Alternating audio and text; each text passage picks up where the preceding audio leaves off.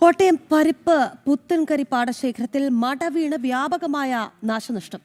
250 acre നെൽപ്പാടം പൂർണ്ണമായും നശിച്ചു. 25 ദിവസം വളർച്ചയെത്തിയ നെൽകൃഷി നശിച്ചതോടെ വൻ കൃഷി നഷ്ടം ഉണ്ടായി എന്നാണ് കർഷകർ പറയുന്നത്. സമീപ പ്രദേശങ്ങളിലേക്ക് വെള്ളം കയറി. മിഥുൻ മുരളി തയ്യാറാക്കിയ റിപ്പോർട്ടിലേക്ക്. പരിപ്പ് പുത്തൻകരി പാടശേഖരമാണ്. 250 ഏക്കർ നെൽപ്പാടമായിരുന്നു. ആ നെൽപ്പാടം പൂർണ്ണമായും മട വീണ് തകർന്നു. ഈ ഭാഗത്താണ് മടപ്പുര ഉണ്ടായിരുന്നത്. മോട്ടോർ ഉൾപ്പെടെയുള്ള ഉപകരണങ്ങൾ ഇവിടെ ഉണ്ടായിരുന്നു. അതിശക്തമായ ഒഴുക്കിൽ മീനച്ചിലാറിൻ്റെ കൈവഴി ഒഴുകിയെത്തി ഈ പ്രദേശത്തുണ്ടായിരുന്ന മടപ്പുര തകർത്ത് വലിയ കാർഷിക നഷ്ടമാണ് ഇവിടെ ഉണ്ടാക്കി വെച്ചിരിക്കുന്നത്. ഈ മടപ്പുര ഇന്നലെ രാത്രി 7 മണിയോട് കൂടിയാണ് തകർന്നു പോയത്. അതിശക്തമായ ജലപ്രവാഹമാണ് സമീപ പ്രദേശങ്ങളിലെ വീടുകളിലേക്ക് അടക്കം ഒഴുകിയെത്തുന്നത്. ഈ സമീപ പ്രദേശത്ത് വൈദ്യുത തൂണുകൾക്കടക്കം നാശനഷ്ടം സംഭവിച്ചിട്ടുണ്ട്. വൈദ്യുതി തൂണ് ഒടിഞ്ഞു വീണിട്ടുണ്ട്. ഈ വൈദ്യുതി തൂണിൽ നിന്നും മറ്റ് സ്ഥലങ്ങളിലേക്ക്, മറ്റു തൂണുകളിലേക്ക് വൈദ്യുതി ലൈൻ പോകുന്ന ആ വൈദ്യുതി ലൈന് ഇളക്കം സംഭവിച്ച് ഈ മറ്റു തൂണുകൾക്കും വൈദ്യുതി തൂണുകൾക്കും ഇളക്കം സംഭവിച്ചിട്ടുണ്ട്. ഏത് സമയം വേണമെങ്കിലും ഈ വൈദ്യുതി തൂണുകൾ സമീപത്തെ വീടുകളിലേക്ക് അടക്കം മറിഞ്ഞു വീഴാം എന്നുള്ള ഒരു അപകടാവസ്ഥയും കൂടി ഇവിടെ നിലനിൽക്കുന്നുണ്ട്. ഇന്നലെ KSEBിയിലടക്കം വിളിച്ച് വിവരം അറിയിച്ചിരുന്നു എന്നാണ് നാട്ടുകാർ പറയുന്നത്. പക്ഷേ ഇതുവരെ നടപടികൾ ഉണ്ടാകുന്നില്ല. വൈദ്യുതി തൂണുകൾ നീക്കം ചെയ്യുന്നതിനോ ഈ അപകടാവസ്ഥ പരിഹരിക്കുന്നതിനോ KSEB ഉദ്യോഗസ്ഥർ സമയോചിതമായ ഇടപെടലുകൾ നടത്തുന്നില്ല എന്നുള്ളൊരു ആക്ഷേപം കൂടിയുണ്ട്. എന്തായാലും വലിയ കാർഷിക നഷ്ടമാണ് സംഭവിച്ചിരിക്കുന്നത്. 250 ഏക്കർ എന്ന് പറയുന്ന ഒരു വലിയ പാടശേഖരം. ആ പാടശേഖരത്തിലെ 25 ദിവസം വളർച്ചയെത്തിയ നെൽച്ചെടിയാണ് പൂർണ്ണമായും നശിച്ചത് എന്നുള്ളതാണ്. നാട്ടുകാരെ സംബന്ധിച്ചിടത്തോളം വലിയ സാമ്പത്തിക പരാധീനത ഈ കാലവർഷം ഉണ്ടാക്കി വെച്ചിരിക്കുന്നു എന്നുള്ളതാണ്. വളരെ പ്രതീക്ഷയോടെ നെൽകൃഷിയിലേക്ക് കടന്ന കർഷകരാണ്. അവർക്കാണ് ഇത്രയും വലിയൊരു നഷ്ടം സംഭവിച്ചിരിക്കുന്നത്. എന്താണ് ഇന്നലെ സംഭവിച്ചത്? ഇന്നലെ വൈകിട്ട് 7 മണിക്കാണ് പാടം മഴ വീഴുന്നത്. മഴ വീഴുന്ന നമുക്കൊന്നും ചെയ്യാൻ മേലാത്ത ഇതായിപ്പോയി. അതുപോലെ ഭയങ്കര ഒഴുക്കാണ്.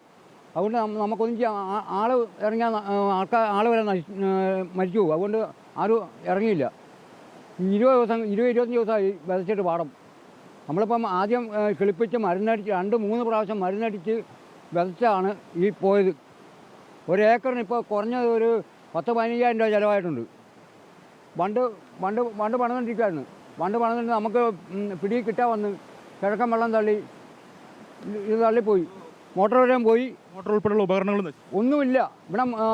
ഇവിടെ ഇപ്പം കുഴി പോലെ കിടക്കുക ഈ മോട്ടോർ വരെ ഇരുന്ന സ്ഥലം. എൻ്റെ വീടായി കാണുന്നത്. എൻ്റെ വീടിൻ്റെ പച്ചയാണ് വീണിരിക്കുന്നത്. പോസ്റ്റുകൾ മുഴുവൻ ചാഞ്ഞ് നിൽക്കുക. എല്ലാവരും വീടിന് മുകളിലോട്ട് വീടത്തെ കയറി നിൽക്കുക.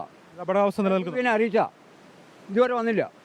രാത്രിയിൽ അറിയിച്ച ഇതുവരെ വന്നില്ല. അപകടാവസ്ഥയുണ്ട്. അപകടാവസ്ഥ എപ്പം വെള്ളം മറിഞ്ഞു വീഴാം.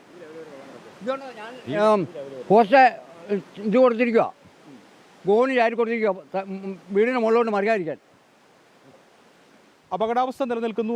ഒപ്പം തന്നെ വലിയ സാമ്പത്തിക നഷ്ടമുണ്ടായി. വീടുകളിലേക്ക് അടക്കം വെള്ളം ഇരച്ചു കയറുകയായിരുന്നു. വലിയ ജലപ്രവാഹമാണ് ഈ ഭാഗത്തെ വീടുകളിലേക്കും സമീപ പ്രദേശങ്ങളിലേക്കുമൊക്കെ ഉണ്ടാകുന്ന. ഒരുപക്ഷെ ഇനിയിപ്പോൾ ഇങ്ങനെ തുടർന്നു കഴിഞ്ഞാൽ ഈ വീടുകളിൽ ഈ പരിസര പ്രദേശങ്ങളിലുള്ള ആളുകളെയൊക്കെ മാറ്റിപ്പാർപ്പിക്കേണ്ട ഒരു സാഹചര്യം കൂടി ഉണ്ടാകും. അതോടൊപ്പം തന്നെ KSEB സമയോചിതമായിട്ടുള്ള ഒരു ഇടപെടൽ നടത്തണം എന്നുള്ളൊരു ആവശ്യം കൂടിയാണ് നാട്ടുകാർ പങ്കുവയ്ക്കുന്നത്. കാരണം ഇവിടെ ഇപ്പോൾ നമുക്ക് കാണാം, ഒരു തൂണ് കൊണ്ട് ഈ പോസ്റ്റ് വൈദ്യുതി ലൈൻ ചാരി വെച്ചിരിക്കുന്നത് കാണാം. ഈ വൈദ്യുതി ലൈന് ഇളക്കമുണ്ട്.